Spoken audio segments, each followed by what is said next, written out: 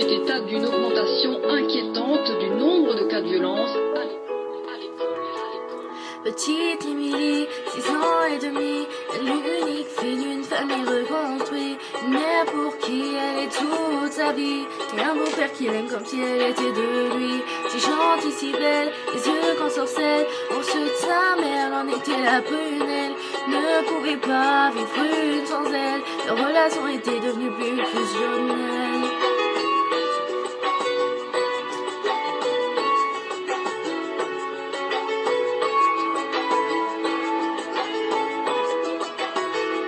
Petite Émilie, 8 ans passés, rien n'a changé sauf qu'elle a déménagé. Fini la campagne isolée, elle vit maintenant mais car sa maman fut multiple. Une nouvelle école, de nouveaux amis, elle ne mit pas longtemps à s'adapter à cette vie. Du haut de ses 8 ans, on peut dire qu'elle est ravie, car tout va pour le mieux pour petite Émilie.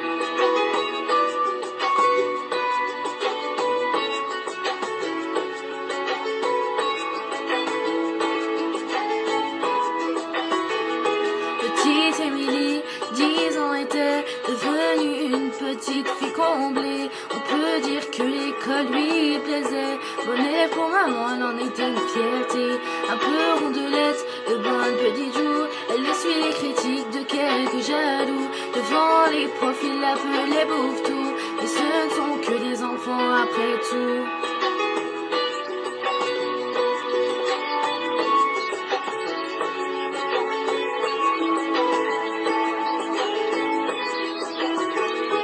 Petite Émilie, à 12 ans maintenant, adolescente enfermée, grande dame de maman.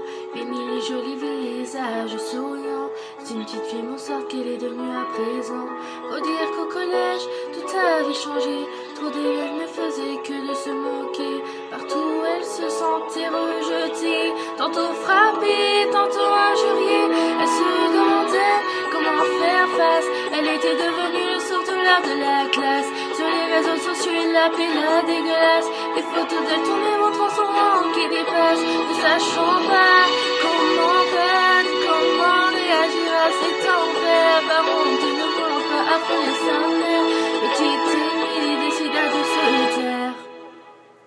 Mais un soir de décembre, petite Émilie rentra chez elle dénudée.